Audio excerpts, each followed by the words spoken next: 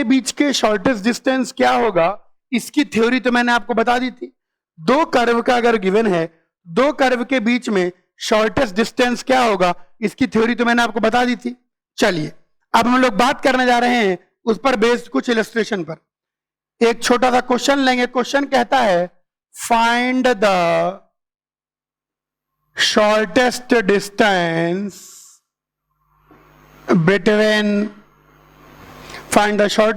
between y equal to x minus 2 and y equal to x square plus 3x plus 2।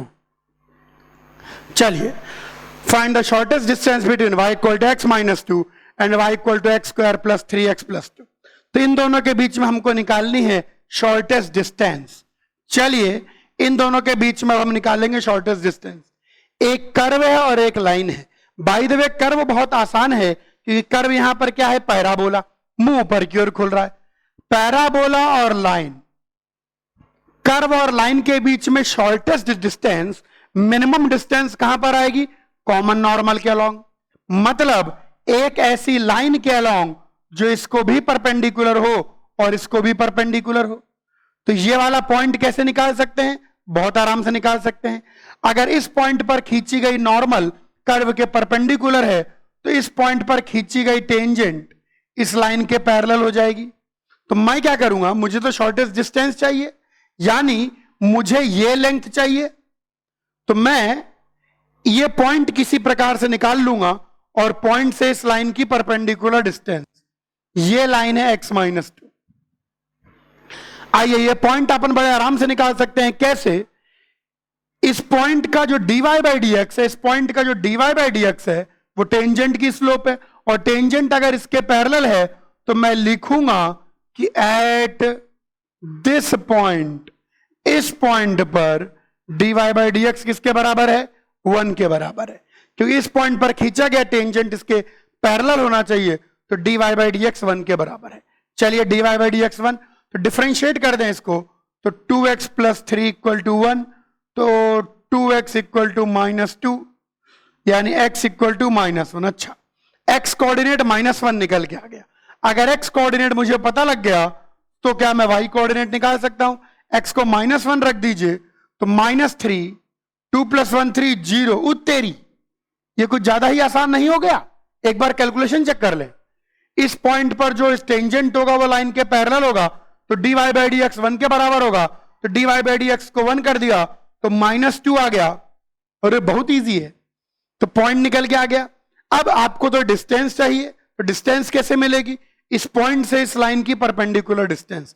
Distance कैसे मिलेगी, इस point से इस line की परपेंडिकुलर डिस्टेंस। आइए पॉइंट से लाइन की परपेंडिकुलर डिस्टेंस निकालें। पॉइंट से लाइन की परपेंडिकुलर डिस्टेंस निकालिए। पॉइंट गिवन है -1, 0, और जो लाइन गिवन है y minus X plus 2 equal to 0, तो y 0 रख देंगे, -1 plus 2 upon root of 1 square minus 1 square का मॉड। यही आ गई परपेंडिकुलर डिस्टेंस। तो यानी the minimum distance between this line and this curve is 3 by root 2। Clear हुआ सब बच्चों को, कॉपी कर लीजिए। एक और क्वेश्चन कहता है find shortest distance, find shortest distance between y square equal to 4x and x minus 6 का whole square plus y square equal to 1। चलिए इन दोनों कर्व के बीच में, वहां आपकी बार दो कर्व गिवन है भाई, दो कर्व गिवन है, एक पैराबोला और एक सर्किल। दो कर्व के बीच में शॉर्टेस्ट डिस्टेंस कहां पर आएगी। अब पता नहीं है सर्किल पैराबोला कहां है, मैं ऐसे जनरल एक बना रहा हूं, ये सर्किल और ये पैराबोला है। दो कर्वों के बीच में मिनिमम डिस्टेंस, दो कर्वों के बीच में शॉर्टेस्ट डिस्टेंस कॉमन नॉर्मल के अलोंग आएगी। अब कैसे निकालेंगे कॉमन नॉर्मल, इसकी चालाकी सुनो। सुनो, सर्किल का सेंटर कितना है 6, 0। कोई भी लाइन, सुनना मेरी बात को, चालाकी कैसे निकलती है दो कर्व की कॉमन नॉर्मल। सुनो, कोई भी लाइन जो सर्किल के सेंटर से पास करेगी वो सर्किल को नॉर्मल होगी, कोई भी लाइन जो सर्किल के सेंटर से पास करेगी सर्किल को नॉर्मल होगी, कोई भी line which passes through the centre of the circle is normal to the circle. तो हम क्या करेंगे, हम पैराबोला की ऐसी नॉर्मल निकालेंगे जो सेंटर से पास हो जाए, सर्किल को भूल जाओ। हम पैराबोला की ऐसी नॉर्मल निकालेंगे जो सेंटर से पास हो जाए। अब पैराबोला की जो नॉर्मल 6,0 से गुजरेगी वही होगी कॉमन नॉर्मल। अच्छा, शॉर्टेस्ट डिस्टेंस निकालने के लिए भी हम लोग चालाकी लगा देंगे। कैसे? देखो, मान लो पैराबोला की इस पॉइंट की नॉर्मल 6,0 से निकलती है, तो ये पूरी डिस्टेंस निकाल लीजिए आप, और इस डिस्टेंस में से रेडियस को घटा दीजिए, तो मिल गई आपको शॉर्टेस्ट डिस्टेंस। हमको सर्किल के ऊपर का पॉइंट निकालने की जरूरत ही नहीं है, यही चालाकी हम लोग करने वाले हैं। हम पैराबोला का वो पॉइंट ढूंढेंगे जहां से खींची गई नॉर्मल 6,0 से निकले, तो वो शर्तिया कॉमन नॉर्मल होगी, ठीक है। और उस पॉइंट और 6,0 के बीच की दूरी निकालेंगे और उसमें से रेडियस घटा देंगे।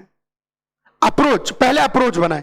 चलिए, पैराबोला पर जनरल नॉर्मल, पैराबोला पर कोई भी पॉइंट ले सकते हैं। अगर y कोऑर्डिनेट को a ले लूं तो x कोऑर्डिनेट a²/4 आ जाएगा। देखिए, तो इसका dy/dx कितना निकल के आ जाएगा, dy/dx आ जाएगा dy/dA upon dx/dA। Single variable के टर्म में कर लो, कोई खास बात नहीं है। तो dy/dA 1 आ गया, dx/dA 2a/4 2/a। तो मैं लिख सकता हूं general normal at a²/4 a, क्या आ जाएगा, y माइनस ए। ये टेंजेंट की स्लोप 2/a है, तो नॉर्मल की slope minus xa minus a²/4, y minus A is equal to minus a²/2 into x minus a²/4। ये जनरल नॉर्मल आ गई। अब ये नॉर्मल कहां से निकालनी चाहिए, 6,0 से, तो पुट कर दीजिए 6,0, तो ये minus A equal to minus a/2 into 6 minus a²/4। यहां दोनों ओर से माइनस ए काट रहे हैं, तो यानी a इक्वल टू 0 एक सॉल्यूशन है। अभी देखेंगे उसके बारे में। आइए यहां पर आइए, एक तो a इक्वल टू 0 आ गया, काटने के बाद 1 is equal to half into 6 minus a²/4, तो 2 equal to 6 minus a²/4, so a²/4 equal to 4, तो a² इक्वल टू 16, तो a equal to plus minus. कहां हम लोग एक पॉइंट ढूंढ रहे थे और कहां यहां पॉइंटों की जड़ी लग गई। चलो अच्छा, देखते हैं भाई साहब क्या कर सकते हैं।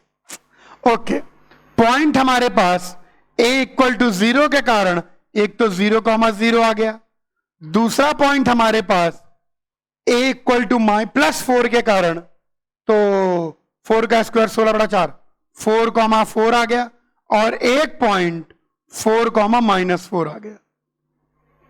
रियल में 3 पॉइंट मिले हैं, इन तीनों पॉइंट पर खींची गई नॉर्मल वहां से निकलेगी। ऐसा क्यों हो रहा है, आइए यह भी समझ लेते हैं। Actually y² equal to 4x जब आप बनाते हैं तो ऐसा बनता है y² इक्वल टू 4x, और वो जो सर्किलवा है उसका सेंटर है 6,0, वो बहुत ही सिमेट्रिकली प्लेस्ड है। ये जो पैराबोला होता है ये x एक्सिस के अबाउट बिल्कुल सिमेट्रिक है, तो ये जो सर्किल है ये बिल्कुल ऐसे सिमेट्रिकली प्लेस्ड आता है 6,0। अब चूंकि सर्किल बहुत ज्यादा सिमेट्रिकली प्लेस्ड है, तो यहां पर भी एक पॉइंट है, यह पॉइंट हो जाएगा 4,-4, जहां की नॉर्मल यहां से निकलती है। इसके बिल्कुल सिमेट्रिकल एक पॉइंट होगा 4,4, जहां की नॉर्मल भी यहां से निकलती है, और ओरिजिन भी एक पॉइंट होगा जहां की नॉर्मल यहां से निकलती है। एक्चुअली तीनों जगह की नॉर्मल यहां से निकलेगी। चलिए, अब तरीका तो अभी भी सेम है, और डिस्टेंस निकालें।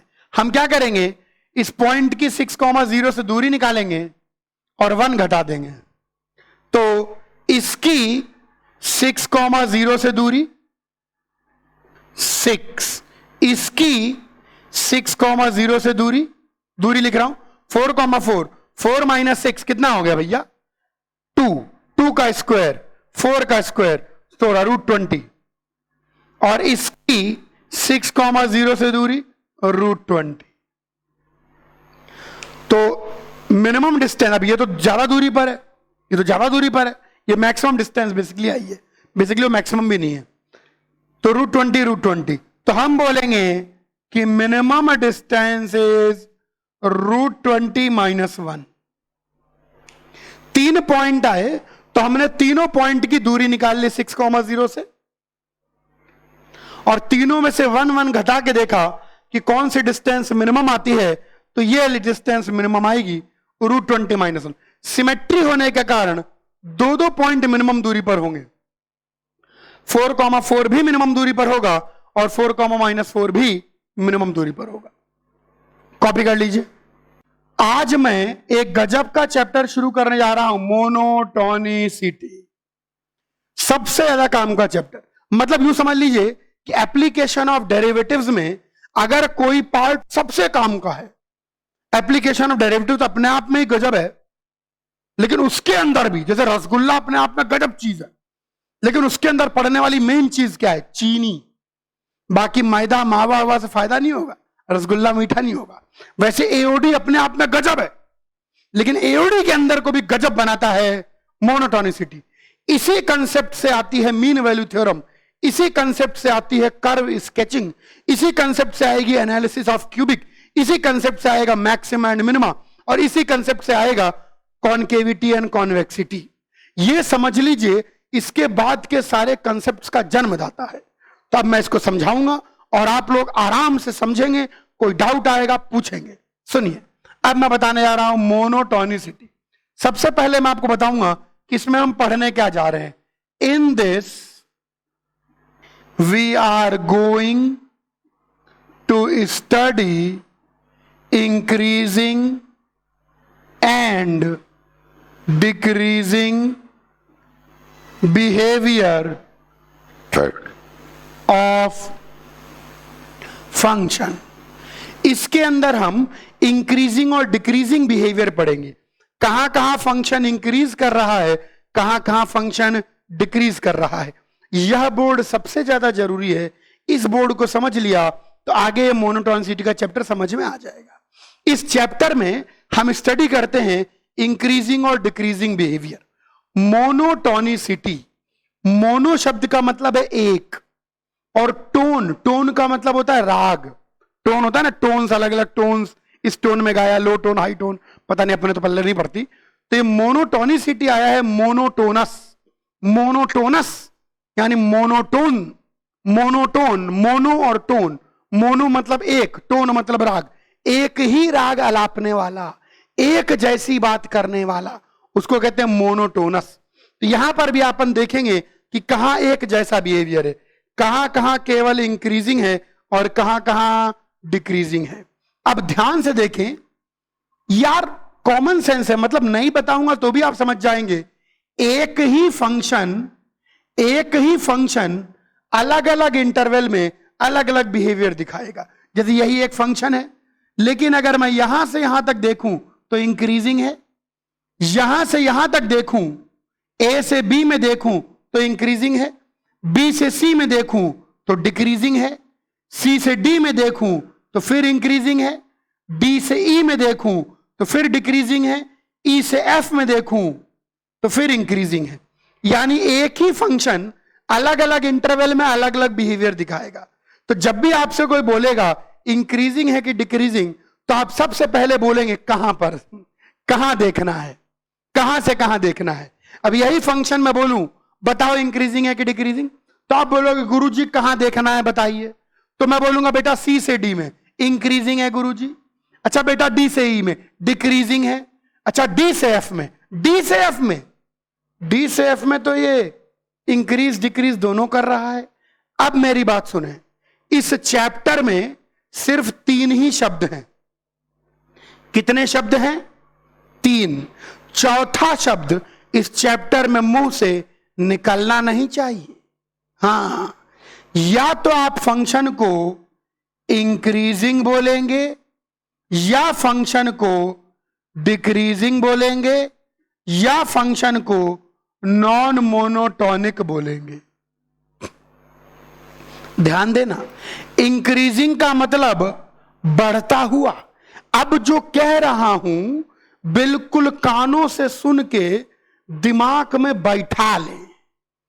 अगर आप फंक्शन को इंक्रीजिंग बोलते हैं तो इसका मतलब होता है at no 2 points value of function is same. अगर आपने इंक्रीजिंग बोला तो किसी भी 2 पॉइंट पर फंक्शन की वैल्यू सेम नहीं होनी चाहिए। डिक्रीजिंग का मतलब भी यही होता है। नॉन मोनोटॉनिक, अगर इंक्रीजिंग नहीं बोल पा रहे, डिक्रीजिंग नहीं बोल पा रहे तो नॉन मोनोटॉनिक बोलेंगे। इस चैप्टर में जब मैं पूछूं कि इस इंटरवल में क्या है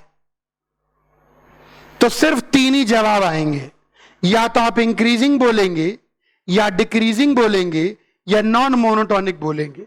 सुन लीजिए, समझ लीजिए, इस चैप्टर में जब मैं आपसे पूछूं कि क्या है यह फंक्शन इस इंटरवल में, तो आपके पास 3 ही शब्द हैं। Either you will say increasing, और यू विल से डिक्रीजिंग, और you will say non monotonic. चौथा शब्द जुबान से निकलना नहीं चाहिए। अब सुनो, इंक्रीजिंग का मतलब है बढ़े। अगर x1 x2 से बड़ा है तो y1 y2 से बड़ा हो। डिक्रीजिंग का मतलब है घटे। अगर x1 x2 से बड़ा है तो y1 y2 से छोटा हो। इंक्रीजिंग का मतलब बढ़ना ही चाहिए, किसी भी 2 पॉइंट पर वैल्यू सेम नहीं होनी चाहिए। Non monotonic if at any 2 point value is same. अगर किसी भी 2 पॉइंट पर वैल्यू सेम हो गई, ध्यान रखना, इंक्रीजिंग डिक्रीजिंग तभी बोल सकते हो जब किसी भी 2 पॉइंट पर वैल्यू सेम ना हो। हाँ, किसी भी 2 पॉइंट पर वैल्यू सेम हुई, नॉन मोनोटॉनिक। जैसे ए से बी में इंक्रीजिंग, बी से सी में डिक्रीजिंग, ए से सी में नॉन मोनोटॉनिक, सी से डी में इंक्रीजिंग, डी से ई में डिक्रीजिंग, ए से ई में नॉन मोनोटॉनिक। कंफ्यूजन ना रह जाए, एक और ग्राफ लूंगा। ये देखिए, बच्चे अक्सर इस ग्राफ से कंफ्यूज हो जाते हैं। ये ए है, ये बी है, ये सी है, ये डी है, ये ई है, और ये एफ है। ए से बी में इंक्रीजिंग, बी से सी में नॉन मोनोटॉनिक। कांस्टेंट मत बोलिए, क्यों? क्योंकि 3 ही तो शब्द है, चौथा शब्द बोलना पाप है, पाप। आइए, ए से सी में नॉन मोनोटॉनिक। किसी भी 2 पॉइंट पर अगर वैल्यू सेम हो गई तो फंक्शन नॉन मोनोटॉनिक बोलना है। सी से डी में इंक्रीजिंग, डी से ई में नॉन मोनोटॉनिक, सी से ई में नॉन मोनोटॉनिक, डी से एफ में नॉन मोनोटॉनिक, ई से एफ में डिक्रीजिंग। तो इस चैप्टर में हम फंक्शन का बिहेवियर पढ़ेंगे with respect to increase and decrease. इस चैप्टर में हम फंक्शन का बिहेवियर पढ़ेंगे with respect to increase and decrease. हम फंक्शन का बिहेवियर पढ़ेंगे with respect to increase and decrease. ये पहली बात हो गई।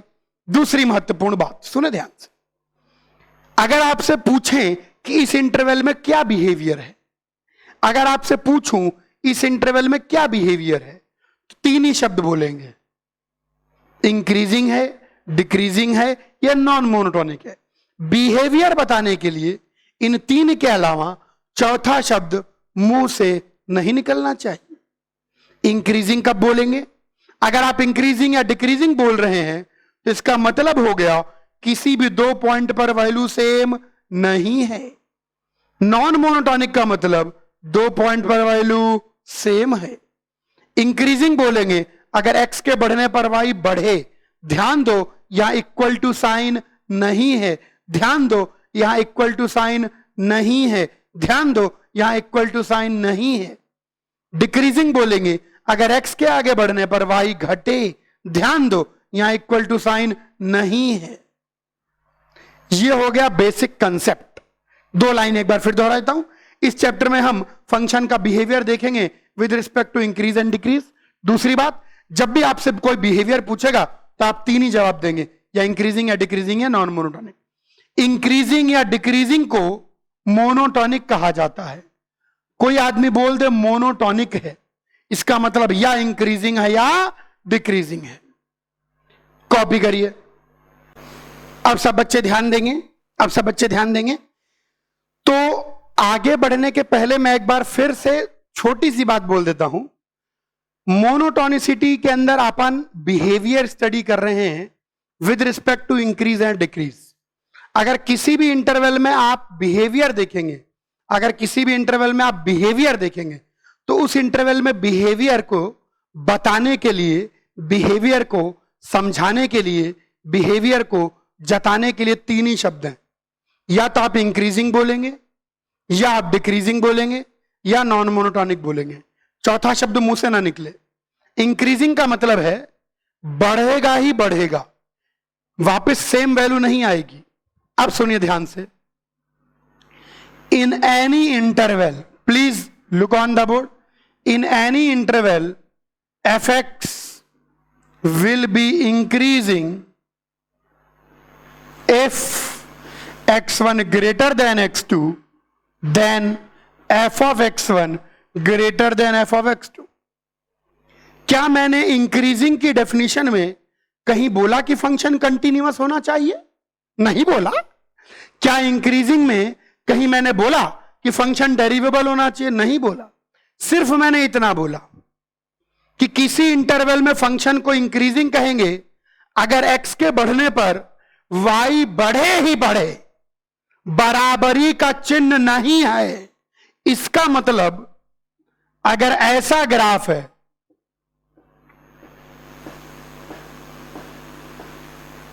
भयानक डिसकंटिन्यूअस, भयानक नॉन डेरिवेबल, लेकिन यह कर्व भी इंक्रीजिंग है।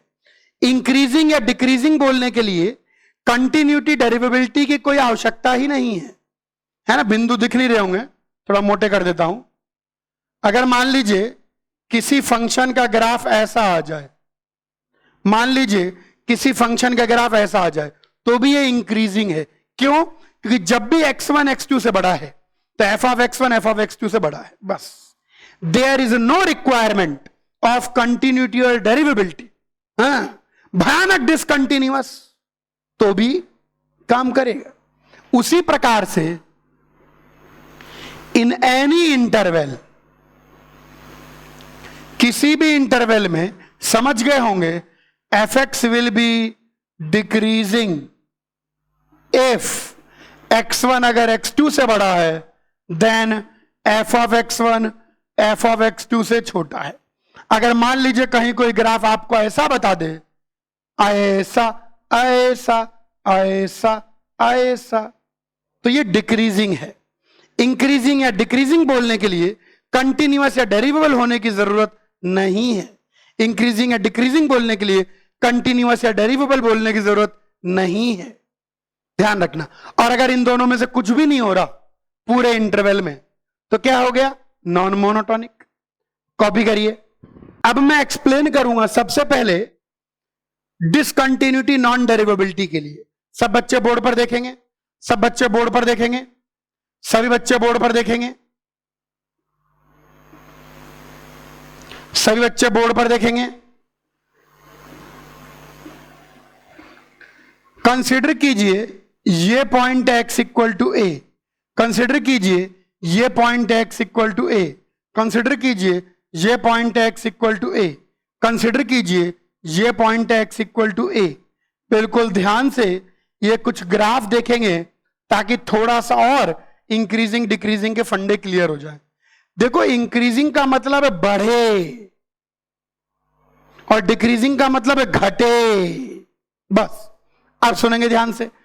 मान लीजिए a पर ये वैल्यू ऑफ फंक्शन है, मान लीजिए a पर ये वैल्यू ऑफ फंक्शन है, मान लीजिए ए पर ये वैल्यू ऑफ फंक्शन है। मान लो इसके पहले ग्राफ ऐसे है,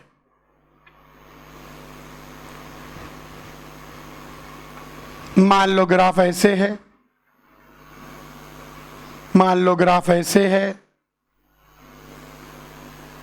मान लीजिए ग्राफ ऐसे है,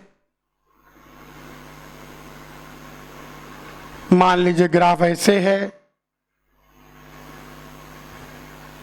मान लेते हैं ग्राफ ऐसे है। हमको पता लगाना है एट एक्स इक्वल टू ए क्या हो रहा है, हमको पता लगाना है एट एक्स इक्वल टू ए क्या हो रहा है।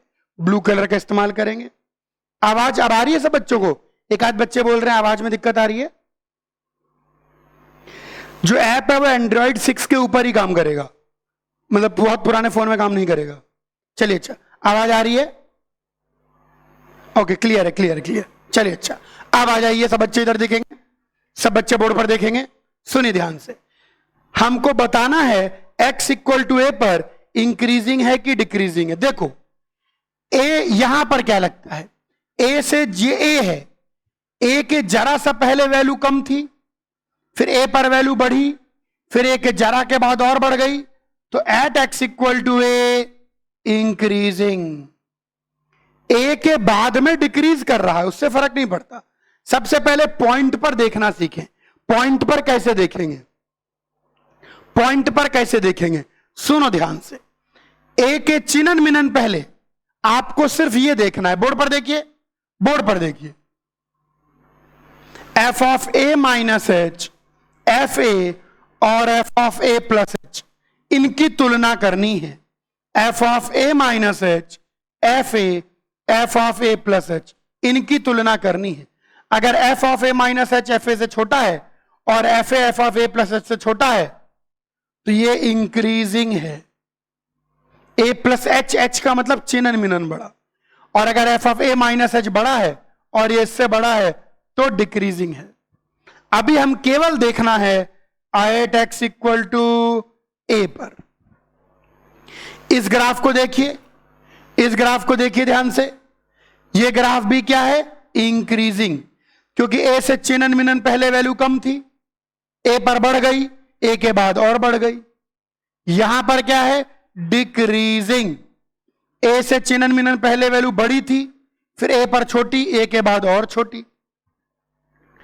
यहां पर क्या है, डिक्रीजिंग। ए के पहले वैल्यू बड़ी थी, ए पर छोटी, ए के बाद और छोटी। यहां पर क्या है, डिक्रीजिंग। ए पर पहले बड़ी थी, फिर और छोटी और छोटी। यहां पर क्या है, डिक्रीजिंग। उसके पहले वैल्यू बड़ी थी, फिर ए पर छोटी और छोटी। ये मैंने आपको डिसकंटिन्यूअस और नॉन डेरिवेबल पॉइंट पर भी हम इंक्रीज डिक्रीज की बात कर सकते हैं, यह समझाने के लिए 6 ग्राफ लिए। कॉपी कर लीजिए। अब मैंने आपको यह समझा दिया, सुनिए, मैंने आपको यह समझा दिया कि मोनोटोनिसिटी देखने के लिए कंटिन्यूअस या डेरिवेबल होने की जरूरत नहीं है। मोनोटोनिसिटी देखने के लिए कंटिन्यूअस या डेरिवेबल होने की जरूरत नहीं है। लेकिन अगर मोनोटोनिसिटी देखने के लिए, इंक्रीज डिक्रीज बिहेवियर देखने के लिए कंटिन्यूअस और डेरिवेबल होने की जरूरत नहीं है, लेकिन अगर फंक्शन कंटिन्यूअस डेरिवेबल है तो हम डिफरेंशिएशन की मदद से इंक्रीज डिक्रीज बता सकते हैं। अब यहां पर हम बात करते हैं इफ, अरे तो ब्लू पेन है, हमें तो ब्लैक से लिखना चाहिए। इफ फंक्शन कंटिन्यूअस एंड डेरिवेबल, अगर फंक्शन कंटिन्यूअस एंड डेरिवेबल है, सुनना ध्यान से, इफ फंक्शन कंटिन्यूअस एंड डेरिवेबल, यदि फंक्शन कंटिन्यूअस एंड डेरिवेबल है तो सबसे पहले मैं बताऊंगा increasing and decreasing behaviour at a point, फिर मैं बताऊंगा increasing and decreasing behaviour at an interval. मान लीजिए फंक्शन है and at X equal to A, कुछ नहीं करना, डेरिवेटिव को देखिए। डेरिवेटिव अगर F dash A greater than 0 है तो हम बोलेंगे at X equal to A increasing. अगर F dash A less than 0 है तो हम बोलेंगे at X equal to A decreasing. ऐसा क्यों बोलेंगे यह भी सुन लीजिए। सुनो, डेरिवेटिव क्या देता है, डेरिवेटिव क्या देता है? Slope of tangent. देखो इंक्रीजिंग पार्ट पर अगर कोई भी टेंजेंट खींचोगे तो वह एक्यूट एंगल बनाएगी, इंक्रीजिंग पार्ट पर आप कोई भी टेंजेंट खींचोगे तो एक्यूट एंगल बनाएगी, जबकि डिक्रीजिंग पार्ट पर आप कोई भी टेंजेंट खींचोगे तो ऑब्ट्यूज एंगल बनाएगी। डिक्रीजिंग पार्ट पर आप कोई भी टेंजेंट खींचोगे तो ऑब्ट्यूज एंगल बनाएगी। एक्यूट एंगल का tan थीटा पॉजिटिव और ऑब्ट्यूज एंगल का tan थीटा नेगेटिव, यानी इस पूरे हिस्से पर dy by D X positive रहेगा as tangent makes acute angle, और इस पूरे हिस्से पर dy by D X negative रहेगा as tangent makes obtuse angle, जो कि टेंजेंट ऑब्ट्यूज एंगल बना रहे हैं। सीधी सी बात है, सीधी सी बात है। ये समझ में आ गया? तो अगर F dash A greater than 0 है तो इंक्रीजिंग और F dash A less than 0 है तो डिक्रीजिंग। यहां पर आपके मन में सवाल आ रहा होगा, गुरुजी अगर एफ डैश ए 0 हो गया तो उत्तेरी, अगर किसी पॉइंट पे डेरिवेटिव 0 हो गया तो आपको उसके आसपास देखना पड़ेगा। कहां देखना पड़ेगा? आसपास। इधर देखिए, ये x इक्वल टू ए है। अब x इक्वल टू ए पर डेरिवेटिव 0 है, यानी x इक्वल टू ए पर हॉरिजॉन्टल टेंजेंट मिल रही है। तो क्या क्या संभव है? हो सकता है ऐसा हो सकता है ऐसा हो सकता है ऐसा हो सकता है ऐसा हो, और हो सकता है ऐसा हो। यानी इसका मतलब है कि dy by D X at A minus positive है, ए से चिन्हन मिनन पहले पॉजिटिव है, and dy by D X at, बल्कि ऐसा लिख देते हैं यहां लिखते हैं dy by D X at A minus, यहां लिखते हैं dy by D X at A plus. यहां ए माइनस पर डेरिवेटिव पॉजिटिव है और ए प्लस पर डेरिवेटिव नेगेटिव है, पहले इंक्रीज कर रहा है बाद में डिक्रीज कर रहा है, तो हम बोलेंगे नॉन मोनोटॉनिक, या नॉन मोनोटॉनिक है। यहां पर देखें, पहले डिक्रीज कर रहा है फिर इंक्रीज कर रहा है, फिर से हम बोलेंगे नॉन मोनोटॉनिक। यहां पर पहले भी डिक्रीज कर रहा है बाद में भी डिक्रीज कर रहा है। आप बोलोगे गुरुजी ऐसा कहां होता है? तो आइए इसका एग्जांपल देते हैं आपको।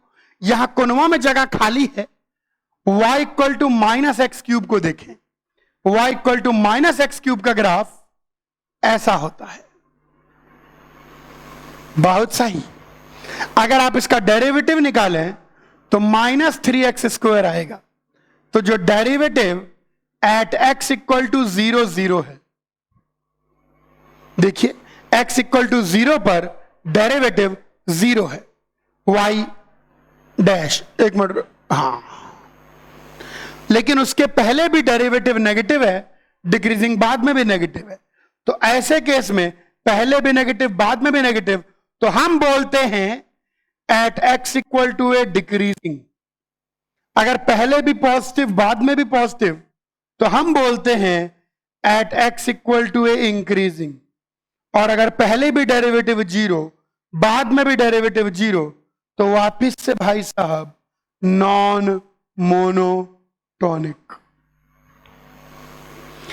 देखो तीन ही बातें होंगी, या तो किसी पॉइंट पर डेरिवेटिव पॉजिटिव आएगा, या किसी पॉइंट पे डेरिवेटिव नेगेटिव आएगा, या किसी पॉइंट पे डेरिवेटिव 0 आएगा। अगर डेरिवेटिव पॉजिटिव है तो इंक्रीजिंग बोल दीजिए, डेरिवेटिव नेगेटिव है तो डिक्रीजिंग बोल दीजिए। लेकिन अगर किसी पॉइंट पे डेरिवेटिव 0 है तो आपको उसके आसपास में देखना पड़ेगा। अगर पॉजिटिव से नेगेटिव है तो नॉन मोनोटॉनिक, नेगेटिव से पॉजिटिव है तो नॉन मोनोटॉनिक। लेकिन पहले भी डिक्रीजिंग बाद में भी डिक्रीजिंग तो डिक्रीजिंग, पहले भी इंक्रीजिंग बाद में भी इंक्रीजिंग तो इंक्रीजिंग।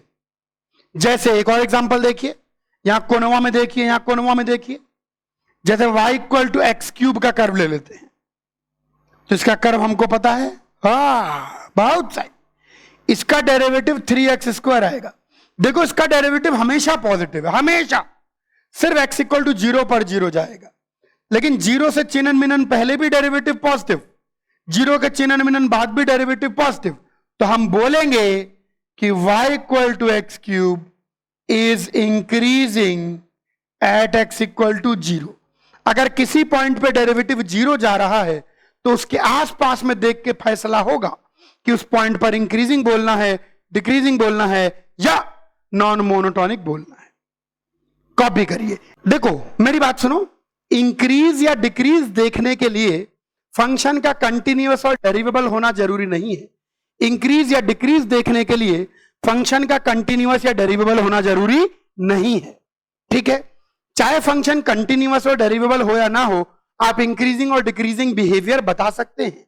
लेकिन अगर फंक्शन कंटिन्यूअस और डेरिवेबल है तो हम डेरिवेटिव की मदद से इंक्रीजिंग डिक्रीजिंग बिहेवियर बता सकते हैं। अभी मैंने आपको इंक्रीजिंग डिक्रीजिंग बिहेवियर सिखाया एट अ पॉइंट। अब मैं आपको बताऊंगा increasing decreasing behaviour in an interval. आइए बात करते हैं increasing decreasing behaviour in an interval.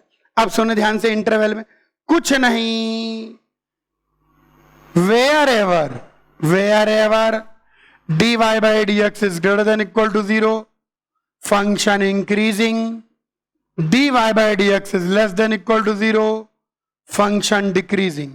जहां जहां डेरिवेटिव पॉजिटिव होगा वहां वहां फंक्शन इंक्रीजिंग होगा। क्यों इंक्रीजिंग होगा? क्योंकि डेरिवेटिव क्या देता है? स्लोप ऑफ टेंजेंट, और इंक्रीजिंग पार्ट पर खींची गई टेंजेंट एक्यूट एंगल बनाती है, इसलिए उसका स्लोप पॉजिटिव होता है। और डिक्रीजिंग पार्ट पर खींची गई टेंजेंट ऑब्ट्यूज एंगल बनाती है, इसलिए वो टेंजेंट का स्लोप नेगेटिव होता है, इसलिए डेरिवेटिव वहां पर क्या होता है? नेगेटिव। तो जहां जहां डेरिवेटिव पॉजिटिव है वहां वहां फंक्शन इंक्रीजिंग है, और जहां जहां डेरिवेटिव नेगेटिव है वहां वहां फंक्शन डिक्रीजिंग है। ये सिंपल सी डेफिनेशन है जो कि अपन डेरिवेटिव की मदद से इंक्रीज या डिक्रीज बता सकते हैं। अब जरा बोर्ड पर देखें, बस यहां एक शर्त है, और शर्त यह है कि dy by dx equal to 0 should not occur in an interval, it can occur only at discrete distinct points। ध्यान रखना, dy by dx greater than equal to 0 function increasing. इस बात को लिखने के बाद कुछ बच्चे सोचते हैं कि गुरुजी अपनी ही बात में कंफ्यूज हैं, फिर वो सोचते हैं कि इस कर्व को इंक्रीजिंग बोलना है। ये कर्व क्या है? Non monotonic.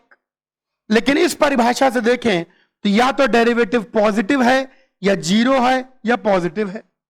तो ध्यान देना कि इस परिभाषा के बगल में लिखा हुआ है कि जो डेरिवेटिव 0 वाली बात है वह सिर्फ डिस्टिंक्ट पॉइंट्स पर आनी चाहिए, पूरे इंटरवल में नहीं। जैसे y equal to x cube है, इसका ग्राफ ऐसा होगा। अगर इसका डेरिवेटिव देखें 3x², हम बोल सकते हैं कि y equal to x cube is increasing in -1 to 1। देखो -1 से 1 में सब जगह डेरिवेटिव पॉजिटिव ही आता है, बस 0 पर 0 जाता है। तो एक पॉइंट पर 0 जा रहा है तो अलाउड है।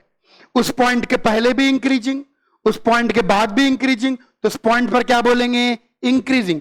इनफैक्ट आप ये भी कह सकते हैं कि y equal to x cube in increasing in x epsilon r।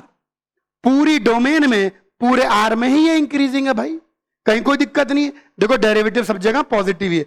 ध्यान रखना, dy by dx जहां जहां ग्रेटर देन इक्वल टू 0 होगा वहां इंक्रीजिंग कहेंगे, और dy by dx जहां जहां लेस देन इक्वल टू 0 होगा वहां डिक्रीजिंग कहेंगे। लेकिन ग्रेटर देन इक्वल टू 0 में और लेस देन इक्वल टू 0 में ये इक्वल टू 0 वाला हिस्सा कभी भी किसी इंटरवल में नहीं आना चाहिए, यह सिर्फ डिस्क्रीट और डिस्टिंक्ट पॉइंट्स पर ही आना चाहिए। कॉपी कर लीजिए। कोई ग्राफ ऐसा होता है लहराता हुआ, करोड़ों जगह डेरिवेटिव 0 जाएगा, करोड़ों जगह। जैसे इधर देखिए, मान लीजिए मैं एक फंक्शन लेता हूं 1 plus sign x plus sign x। तो इसका डेरिवेटिव अगर आप देखें तो 1 प्लस कॉस एक्स आ जाएगा। देखो इसका डेरिवेटिव हमेशा ग्रेटर देन इक्वल टू 0 है। अगर आप इसके डेरिवेटिव को 0 करने लगे तो cos x equal to -1 at infinite point, फिर भी हम बोलेंगे ये इंक्रीजिंग है, क्योंकि जहां पर भी डेरिवेटिव 0 जाएगा उसके पहले भी डेरिवेटिव पॉजिटिव होगा, उसके बाद भी डेरिवेटिव पॉजिटिव होगा, क्योंकि 1 प्लस कॉस एक्स को स्वयं भगवान भी नेगेटिव नहीं कर सकते, ऑलवेज पॉजिटिव। तो इनफाइनाइट पॉइंट्स पर, हां ये जो डेरिवेटिव 0 जा रहा है बस ये पॉइंट्स पर 0 जाना चाहिए, इंटरवल में नहीं।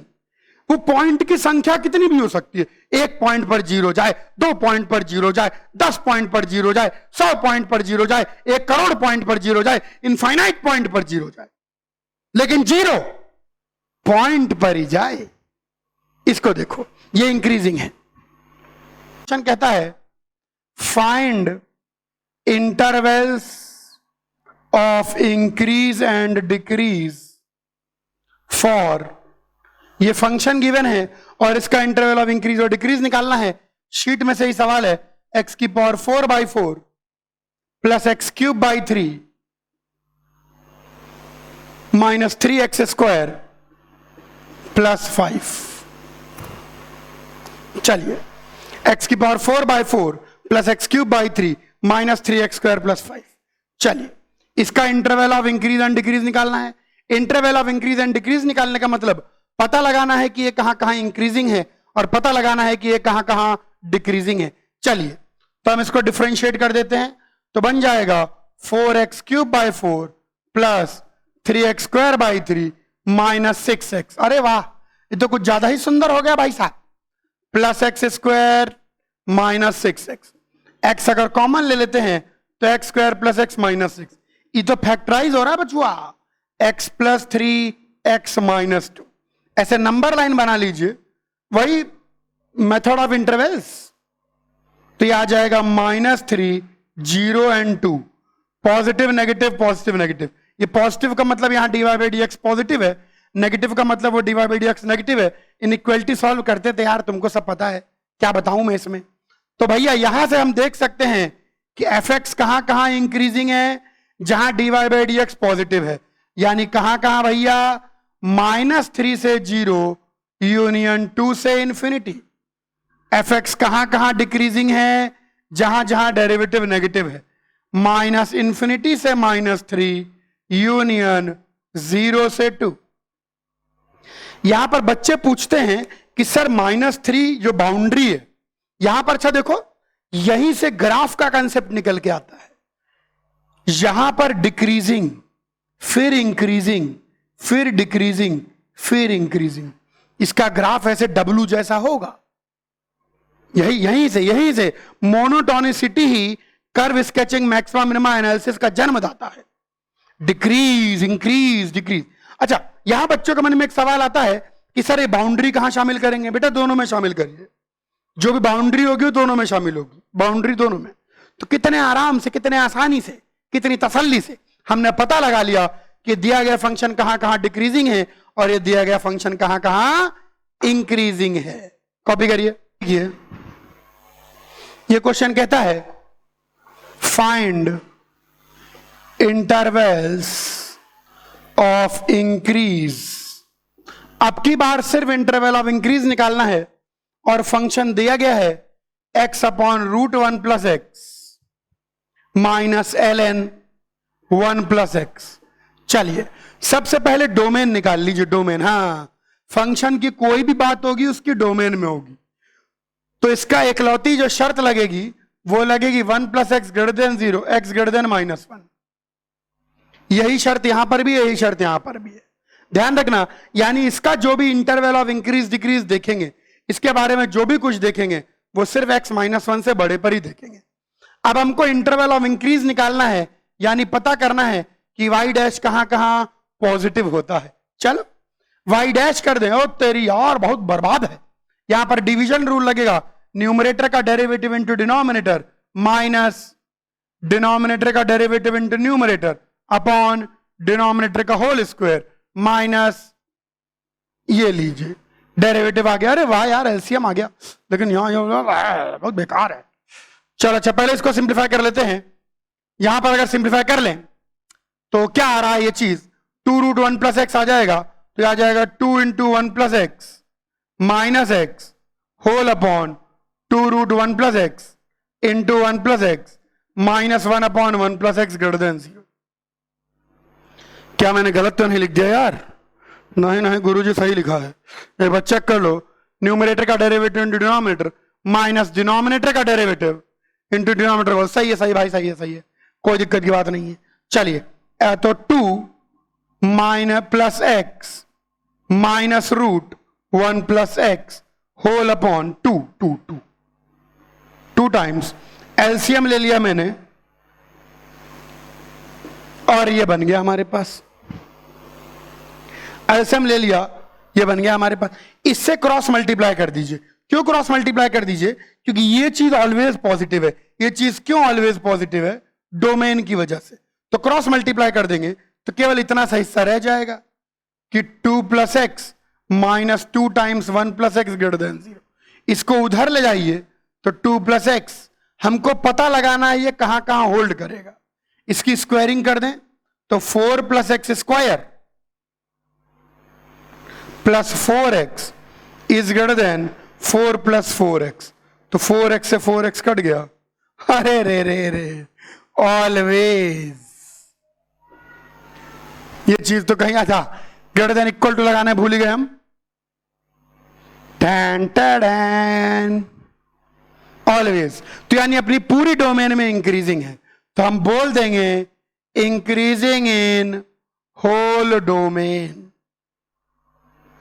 यहां पर दुख तकलीफ चिंता चिड़चिड़ापन हो सकता था अगर डिनोमिनेटर के बारे में ना पता होता, लेकिन डिनोमिनेटर पॉजिटिव ही है डोमेन में और फंक्शन की बात डोमेन में ही होती है, इसलिए क्रॉस मल्टीप्लाई करके हमने इजिली सॉल्व कर लिया। कॉपी कर लीजिए।